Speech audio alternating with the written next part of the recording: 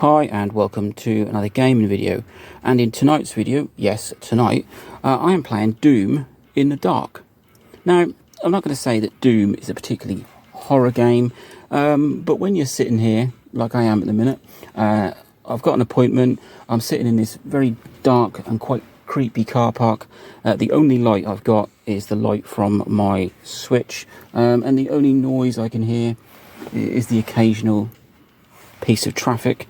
You do get quite immersed, and that sort of element of darkness really ramps up the game a little bit. It's a bit like watching a horror film in the day and then watching it in the dark. It really heightens your senses a little bit. And the one thing that I really, even after all this time with Doom, is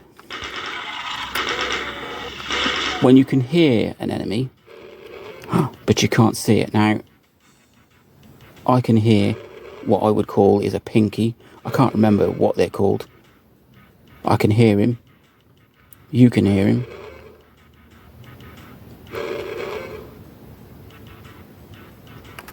but I can't see him. And that's fine when it's during the day, but when you're sitting here in this rather sort of dark and creepy environment, and you know somewhere around the corner this giant pink monster, not him, there he is.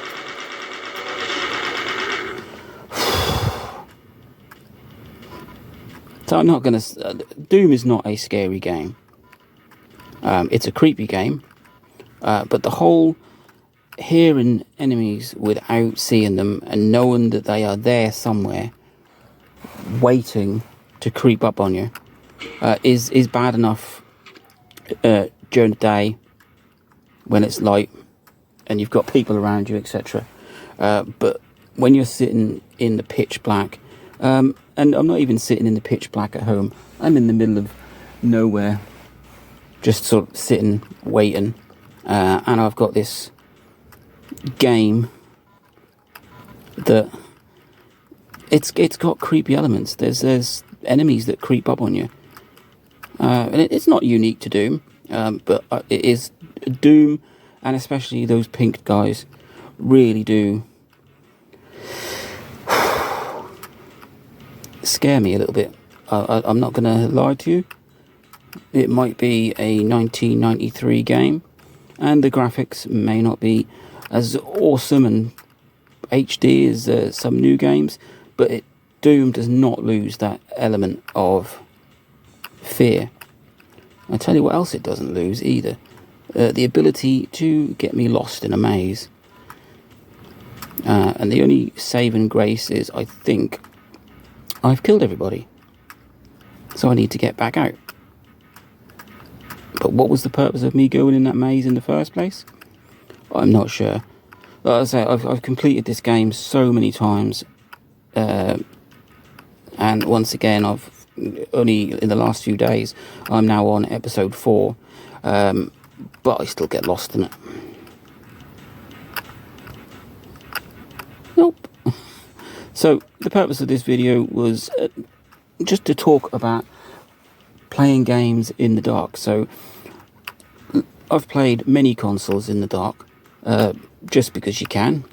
So consoles with a lit screen, such as the Switch Lite, my PS Vita, a DS, even something like a Game Boy Advance SP. You can play them in the dark because they've got lit screens. Not so much with things that are unlit, so Game Boy Advance, original one, Game Boy Color. You need to be in a lit room for those.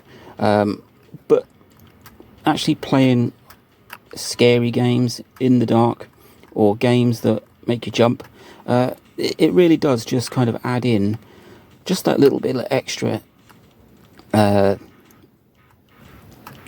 intenseness. Is that a word?